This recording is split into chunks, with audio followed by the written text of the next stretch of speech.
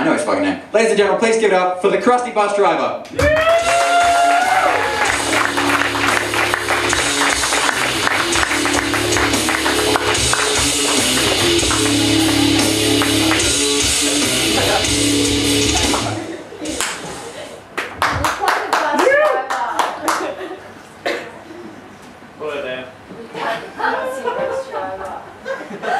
A bus driver. That's what I am. I drive heavy vehicles, because I can. I often get asked, so what's the deal? So I tell them, it's the people. That's what keeps it real. I meet fat ones and thin ones and hairy ones too. I meet rich ones and poor ones, and some so disgusting that they just make me want to spew.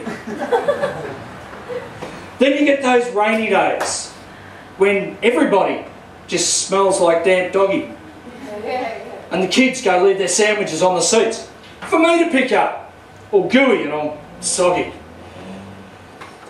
But I do enjoy playing with the kids, especially the ones with that skater talk, and the ones who tell me the bullies stole their money for the fares that they wish to balk.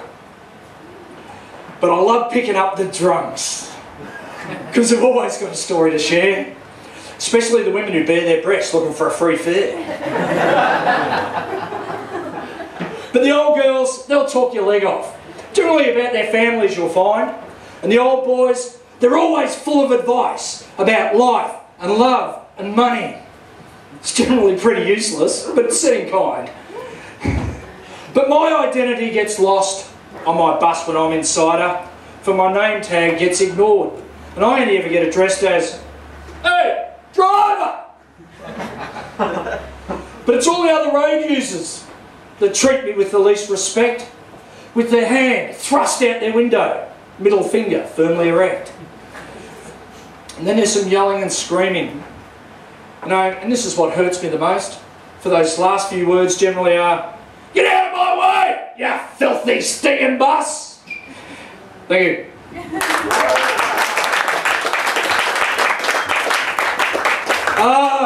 It's true, they call me the Crusty Bus Driver. I want to get one thing up front straight away. It's got nothing to do with my underpants. It's true. The kids give it to me all the time. They get on the bus and go, "Oh, look, it's the Crusty Undies Bus Driver." No! That's why they call me the Crusty Bus Driver. Get a little bit terse sometimes. But speaking about the kids, I mean, I could go on about the kids all night, but I want to tell you a little story about, it happened a few years ago, where one of the schools thought in their ultimate wisdom they were going to have a bring your pet to school day. So they ring up the bus company and they said, "Oh look, you know, we know you don't let animals on the bus, but we'd like to have this special day where the kids can bring their pets to school. Do you mind bringing them on the bus?" So my boss looks at the roster and goes, "Yeah, it's fucking Krusty's run. Yeah, sure! Let him bring them on, not a problem. He'll sort them out." So in the morning I start picking up the kids, you know, little girl gets on, she's got a nice 6-week-old kitten, you know, nice little, beautiful little kitten. Next boy gets on, he's got a little puppy dog. Then this young boy gets on and he's got a shoebox with holes punched into the top of it. I said, "So what's in your box, mate?" He opens up the lid and there's 3 mice in there. I said, "Ah, are they blind?" And he looked at me without missing a beat going, "No, they don't drink." Don't know what happens at your household, mate, but go on. You know, and then a guy gets on, and a young boy, and he's got like a little cat's cage with a ferret in it. And another boy gets on, and he's got a little white rabbit. And then this young girl at the last stop is standing there with this pink pillowcase. And as she walks on the bus, I said, "So what's in your pillowcase, love?" She says, "It's a snake." I said, "Okay, Bindi Irwin, what sort of snake is it?" She goes, "It's a carpet python." I said, "Well, there's no carpet on me bus. It'll fit right in." 10-year-old kid fucking rolls her eyes at me, doesn't she? You dickhead. So we're driving along, and I've created this menagerie in the bus, and I've got all the animals on there as well. And only people with kids got that. So we're driving along, and then this person suddenly decides, and I'm going to say person because I'm not going to say this bitch was a bad driver, in a four-wheel drive decided that she wanted to turn left into the street 100 metres in front of me. And everyone on the road has this mentality of, rather than sit behind the bus and just cruise up to the street, they've just got to get in front of the bus. I've got to get in front of the bus. I've got to get in front of the fucking bus. I've got to get in front of the bus. So she pulls in front of me, hits the brakes, I slam on the brakes of the bus, kids go flying everywhere, animals go flying everywhere, fucking, I hear a shootbox hit the deck, 3 mice go running up the back of the bus, all the kids have jumped up on their seats, screaming their heads off, going, there's mice! All of a sudden, this snake sticks his head out of a pink pillowcase and just goes, fucking breakfast. So he slides up to the back of the bus, right? And then while all this commotion's going on, there's kids crying, there's screaming, you know, this little puppy dog's got himself a mouthful of pussy. Then all of a sudden his face is bleeding, he goes, catch this fucking scratching the shit out of it! Blood everywhere! Now he's got a mouthful of bloody pussy, but don't tell me you haven't been there, mate.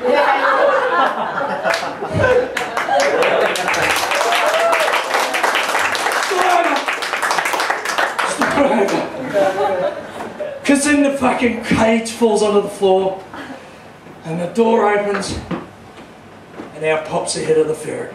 I love ferrets, they're cool. They're really smooth, they sort of slink, don't they? Have you ever got a ferret? You fucking time in a knot. Fucking slimy fucking. Oh shit, yeah. Oh, I know who you are now. I'm a fucking. You were the reason they invented condoms.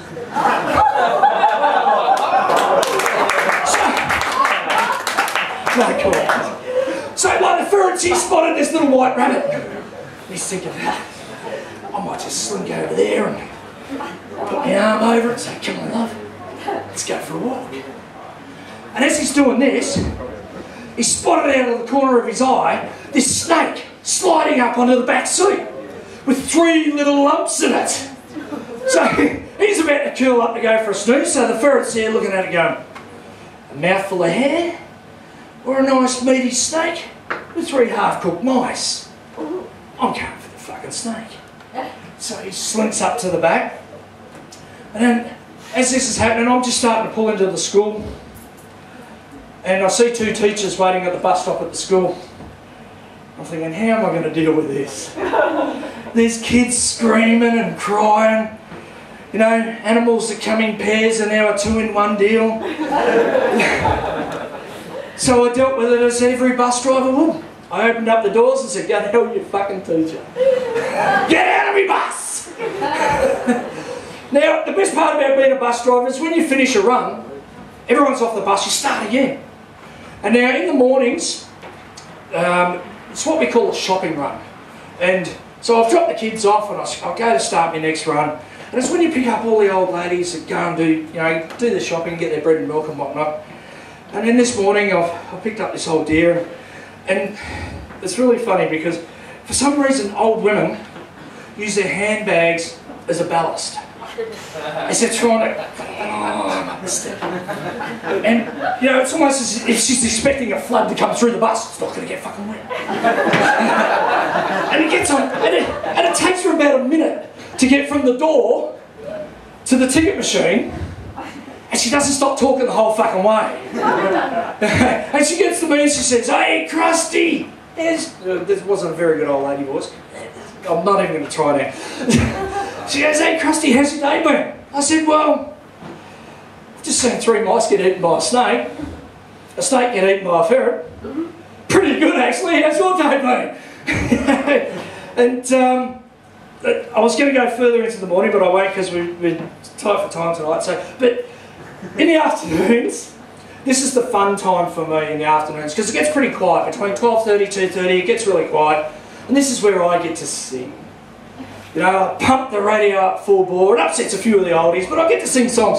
But at my age, I tend to forget the words a little bit. You know, like a song will come on and I'll start singing along and it'll be something like this, you know. Little ditty about the tracks in their arms, Two southpaws kids who are just hooked on heroin. Yeah, you see where I'm going, you know, it sort of gets me like this. But my favourite song of all time when it comes on the radio has got to be the a song from the 90s, the old Offspring song, Get a Job. Do we remember that one? Get a Job, yeah. Well, when that comes on the radio, I'm going to give you my version now. Please bear with me, I cannot sing for shit, but I'll give it a go. My friend's got a girlfriend and she's got no tits.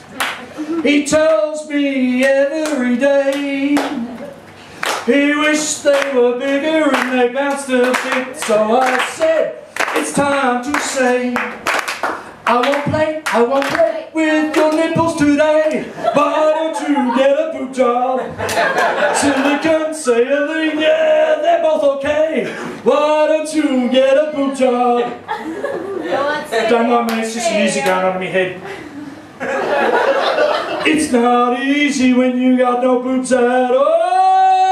Oh, yeah, yeah. Just two nipples like targets on a wall. That is all. My friend's got a boyfriend and he's got no dick. She tells me every day it's only an inch long and it's not real thick. So I said, it's time to say, I won't play with your testes today. Why don't you get a dick job? It's not fair, it's not long enough to hit my G-spot. Why don't you get a dick job?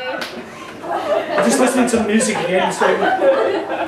It's not easy when you got no dick at all. Oh yeah, yeah. Just a mushroom cap, no stem and small balls. And small balls. My friends got together and it got real sick. No tits, no dick and small balls. The sex wasn't great, but they learnt to lick, and sometimes that's the best sex of all. Thank you very much.